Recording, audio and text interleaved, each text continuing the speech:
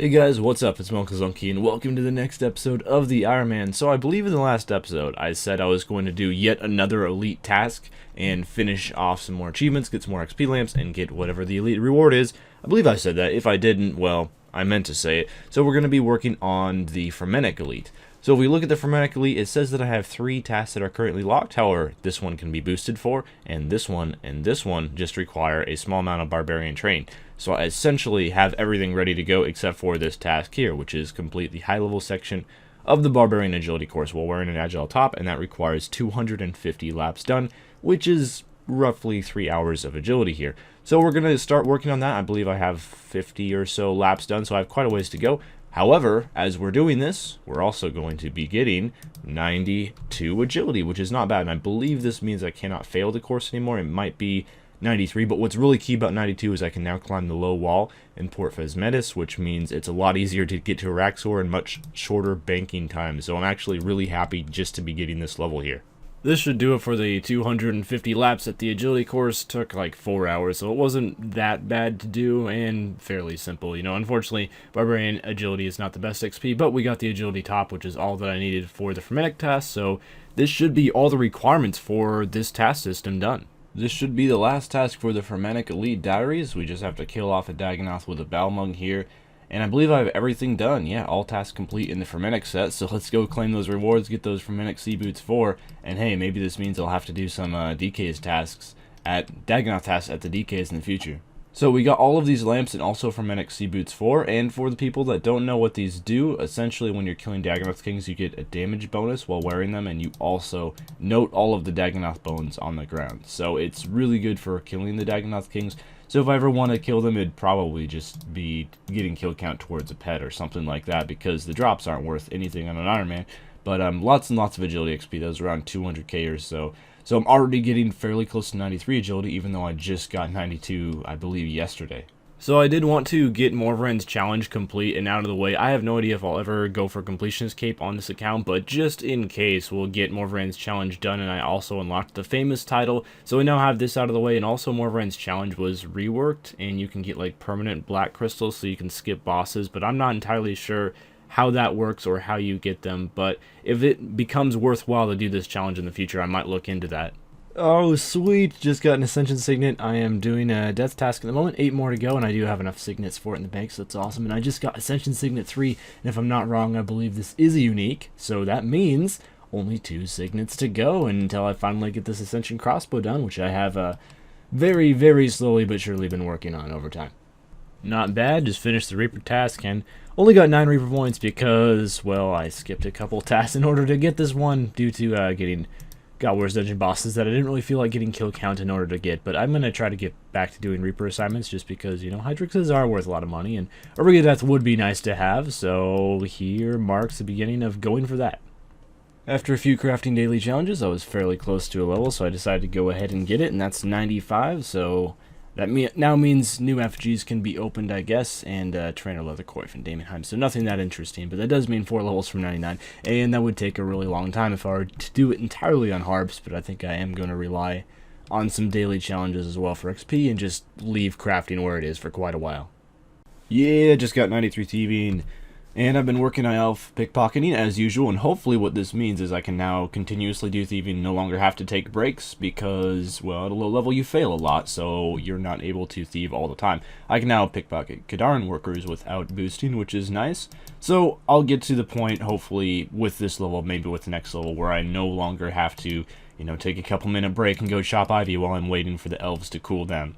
And continue with the thieving trend here. We're going to get 94. I've been like thieving for pretty much the entire day so far, so I can now pickpocket Amlod workers without boosting, and I can now do all 8 workers in the Elf City with using an Abyssal Lurker boost. So this means I no longer have to take breaks, I no longer have to wait during thieving. I can just continuously thieve, which makes it much, much faster. And another thieving level. We're going to get 95 here, and I'm thinking, you know what, I might as well just go for 99 thieving, because I've been really enjoying elf thieving quite a bit. It's very, very AFK, really easy to do, and also all this stuff that you pickpocket them, a lot of the stuff that you pickpocket anyway is quite useful, like soft clay and sharks, stuff like that, so it's very beneficial getting 99 thieving on an Ironman as well. Oh my goodness, it actually caught me off guard, and I can't really prove it here, but I just finished a scroll mission. I didn't want to record it because I'd failed probably about the last 4 scroll missions in a row, so I was beginning to lose hope, but I finally finished the Tetsu body and the Tetsu legs of my scrolls. And I know I haven't shown my ports progress for quite some time, so I probably should get on that. So I'm going to start working on the Sea Singers. I'm not going to make the helms anytime soon. I'll probably wait for that because I want to make the body and legs first. But I can now make Death Lotus and Tetsu as soon as I have the resources. And look at this, we're really, really close to having enough plate and having enough lacquer to make a top for both sets. Alright, gents, we are now on the Path 2-3, so it's time, and I finally get to do Path 2 again because, well, it's been a long time since I haven't had a Spider Lake Middle in my bank. It's been like, I don't know, at least 110, 120 kills since the last time I was able to do Path 2, so I'm pretty excited about that. And, oh, wow, Hydrix Bolt Tips. That's a drop I have never had before for our very first drop, so I guess I'll take that. I think we can add these onto Rune Bolts, so who knows, I might even be able to use them. I don't think they're terribly useful, but I might try them at some time, or if they alch for a lot, there's that too. Oh my goodness, I just got a sub 7 minutes in a tier 80 weapon. I can't believe I got that. The secret is just not brewing. It actually really helps. I tried it, only drank 3 brew sips that entire kill, and the rest was sharks, and it worked really, really well, so maybe I'll do that more in the future. And our reward is going to be battle staves. Not too bad. I'm just really happy with that Rex record. I know it's possible to probably get like 6 minutes flat with a tier 80 if you're really good, but for me, that is very good. I gotta say, I forgot how much fun Path 2 was, and I'm actually having fun doing Araxi. This is awesome. With that Path 3 grind, it was just bleh all the time, but Path 2 is much better and much more fun. So 2 uncut onyx is pretty good. Oh, I forgot to mention I do have an Araxi task at the moment as well, so I have 3 more to go. I've done 3. I believe it was, yeah, if my math is right, that's 6 total kills. So I will finish that off today, and who knows, hopefully we'll get another one. Nearly paid the price for not renewing my EX HP. He like came maybe 1 or 2 hits away from dying, but our loot this kill is going to be Runite Ore. Not bad, so I have 2 more to go, I guess, until this death task is done for today. 1 more kill to go after this, and we're going to get a web. Oh no, but we get an Araxite Pheromone. Hey, that's not bad. You know what? Heck, I could do another 6 kills today after we get done with this last kill if I want to use this pheromone to reset. And you know what? I probably will, because today's one of those days where I just, yeah, motivation has struck. I am going to have to wait for my aura to recharge, so it won't be for a while. But in like 3 hours or however long it takes to recharge, heck, we could do yet another 6 Rex kills and do 12 in a day. Why not? Okay, the Reaper assignment is done. 25 Reaper points. That's fairly awesome. Well, hopefully this means it will result in us getting a Fang. Well, 2 more Onyxes. You can't really argue with 4 Onyxes in 1 day. That's fairly nice. I wonder how much I've used charge-wise in the Amulet of Soul so far. I only use it at Rax. Yeah, only 20%. So I should be completely fine in terms of charge for this thing. Alright, 92 woodcutting. You know, for a while I was under the impression that crystal trees unlock at 92.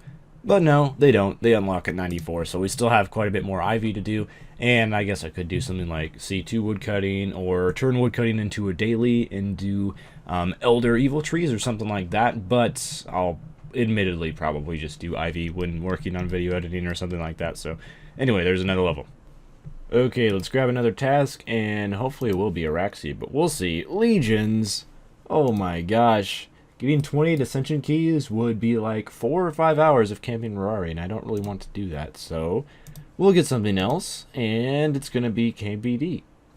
Well, okay. I'll probably... I'll try to remember to do that one. I might just wait till I get a Black Dragon Slayer task, though.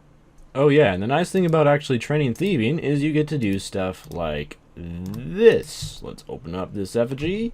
Not construction. Unfortunately, I cannot do that yet, but I can do thieving. So we got another effigy open. This is only the 2nd time this has ever happened, and 38k agility XP. Man, if I can pop one of these other effigies open, I could get a level right here. Okay, so we got one of these effigies open, and I'm still working on the boost for the rest, but we'll just pop this open while we're running, and boom, that's going to be 93 agility. How you like them apples? And also I can just open Nourished Ancient Effigies, and I guess if I get any crafting/agility effigies to open, I can always boost with Summer Pies and put that XP in agility, which would be really nice. And here's the last effigy that I have to open. So one really nice thing about being able to boost for all these effigies is there's only a couple stages of effigies I can't really do. I might be able to boost for almost every effigy in the game. I don't think I can do the fletching or cooking all the way up to 97, but almost every effigy in the game I can boost all the way for. So I think it's probably worth it to open FGs and get these boosts as I continue to get them as drops, and I don't have to worry about keeping 5 in my bank so I don't get them anymore. And we are now back to Iraq. So, first kill. Let's go for some magic logs. How about that? Oh, wow. More Hydrix bolt tips. Okay. I'm kind of interested. Do these alch? I guess you can't alch the bolt tips. I imagine you could probably alch the Hydrix bolts for like 10k or something like that. So, not too bad. Okay, kill number 2. Maybe magic logs this kill? Wow, okay. 3 overload flasks. 50 Rune Ore. Someone in the comments told me if I asked for magic logs, then I would get a weapon piece. I'm going to try to stop calling them hilts. It probably won't happen, but this is going to be my attempt to get better in that regard. Alright, that was a really, really disappointing kill. I actually got signed because I didn't want to eat because I didn't want to lower my adrenaline or my stats at all, and I moved in closer to drop a Death Swiftness so that the Death Swiftness would hit Araxi, and I got meleeed for like a 2.2k and just like instantly dropped, so oh well. But you know what I think I'm going to do? I'm just going to wait till tomorrow, extend my aura, and then do the rest of the kills, and then pheromone, and do the rest of the extended aura in the morning. But anyway, you know, it's a fairly unsuccessful night, pretty crappy drops, but oh well. So I should be finishing up the death task here that we got the last time I got a death task, and I did die during this death task, unfortunately. If we look at the chat bar, oh no, you're dead. And I found out you don't get a gravestone if you die in a KBD instance, or at least you don't get a gravestone in Edgeville or in KBD or in the instance. So if you do get a gravestone, I'm really not sure where it would be because I couldn't find it, but I had to like rebuy my items back from death. Of course I died because my antifire ran out and I wasn't really paying attention, but yeah, it was like a waste of 650k that I wouldn't had to spend, but I just couldn't find the gravestone anywhere, so that's annoying. Okay, well, the aura has been extended and it's time to wreck some Iraq Sword this morning, and we're going to start out with 7 magic seeds. Fairly solid start. That's a good amount of farm XP. That's actually enough for a whole tree run, so yeah, I'll take that. Okay, another kill, and let's see what's the loot. Oh boy, 10 dwarf weed seeds. Alright, well, we're gonna go with some of these drops again, I guess. But it's time to reset with my pheromone, which means that Araxi is now gonna be super, super easy, and I can now go for another potential speed kill. Okay, I did a couple kills where I forgot to bring the pheromone, but I finally bring it and reset the enrage, and now it's like way easier. I was kind of surprised how much of a difference it makes. But also, one thing that I forgot to mention a couple kills ago is we did pass the 200 kill threshold, so that doesn't have an effect on the Araxor base pet, I don't believe, at all. It just is the enrage that you gather during the kill itself that affects that drop rate. But it is kind of cool to pass that threshold, so we're going to get our drop here, and it's going to be 2 more onyxes. So I have like a ridiculous, ludicrous amount of onyxes now, because I get a lot from Araxor, because it's just a common drop. So it would be a lot of money if I decided to alch them all one day. Okay, we got another kill here. It was a major fail, but anyway, the loot is going to be, oh my gosh, it happened. It happened after 204 kills. We got an eye. I can't believe that. This is my first ever Araxi weapon piece. Dude, I don't even know what to say right now. I mean, I got the staff, which is probably the crappiest, but still, I mean, that is ridiculous. And I think, you know what, we're going to try some kills with an Araxi staff here. I know melee phase Araxi is really annoying to fight, but I just want to try it. First tier 90 weapon ever. Oh, this is awesome. Moment of truth here. Hopefully it doesn't like require 99 crafting or something. No sir, it does not. This is a one-way process, but totally worth it. And we now have a tier 90 weapon for the first time on this account. It looks baller. It totally is going to be my weapon of the future here. So hopefully this Araxi staff, hopefully the plan is I'll learn how to kill Araxi with mage. I've never really done it before, so it'll probably take a while to get used to it. But ideally it will be slightly faster than killing it with range, and I'll be able to get the other 2 Araxi weapons over time faster this way. Okay, so some thoughts on the staff. It's definitely going to take a lot of getting used to. This is probably without a doubt the sloppiest Araxor kill I've ever done since learning how, because it's just it's harder to dodge the swipes, and there's just a lot of things when it comes to Araxor in melee distance all the time that it's very, very different than being at range. It's definitely a lot harder to avoid taking damage, and also my armor is significantly crappier. I lost my sight of life due to getting swiped, and it'll just take some getting used to. However, I came within a few seconds of my record, even on a terrible kill, with much higher enrage that my record was set on, and with using significantly crappier armor, tier 70 instead of some of the tier 90 that I have with range. So with all that being said, the accuracy and damage of the staff is juicy, and once I get used to it, I think it's going to be much faster kills than using range. Because if I have an absolutely terrible kill and it's only like 10 seconds off my range record, this is going to be a lot better when I get used to it. But anyway, I'm going to be done with Araxor for today because, well, I lost my sign of life and I don't really want to Arax without it. But I'm really, really hyped to finally have this staff.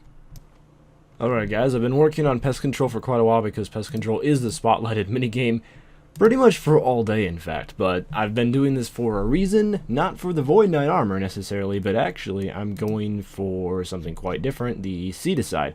I figured it was high time to buy the Seedicide because, well, I put this off for a long time and it just helps me get farming a little bit earlier, 99 farming a little bit done easier. So I now have this, and now doing Slayer and killing some bosses, I'll get way more farming XP from that. Okay, so it's back to Arax reset has happened, and starting with the Mage Arax kills, and man, you take so much damage with Mage. I'm guessing it's probably just because I'm wearing like mostly tier 70 armor, and the armor is like, well, not quite, but almost half of what you're getting with tier 90. That's probably why I'm taking so much damage, but it's ridiculous. It's just like a brew fest compared to with range, where I really barely eat at all at 0 in rage, so I don't really know what to do, man. I guess it'll take some getting used to it, and if not, I can always just go back to range.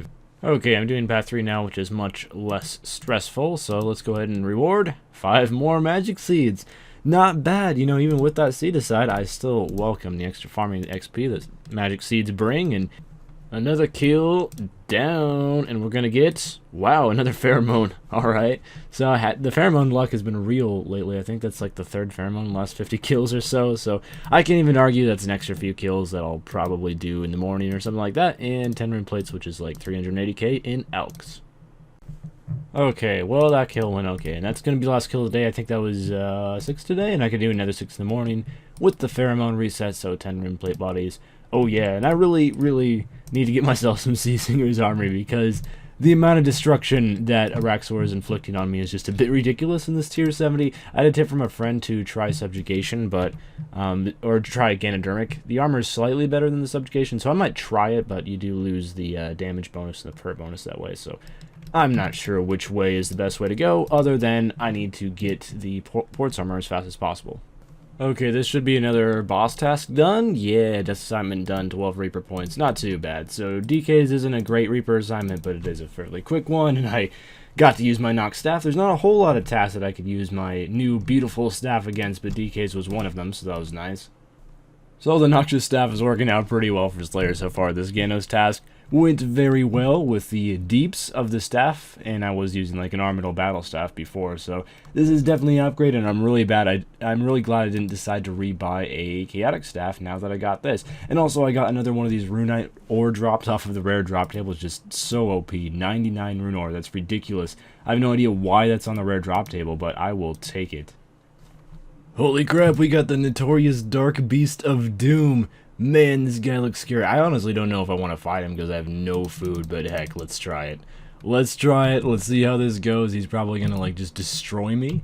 Okay, he can make me run away in fear.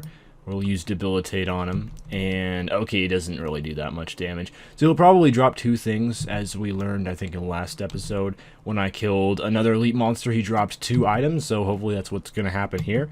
And we'll see the loot from this guy. He's really not that hard at all, so I guess it's probably worth it to kill most of these elite Slayer monster spawns. 1.4k Slayer XP is a drop, and we get Death Runes, Adior, and a Toad Flax Seed, which wasn't crushed by my Seedicide for some reason, but whatever. Probably a decent amount of Death Runes and Adamantite ore. Yeah, not too bad.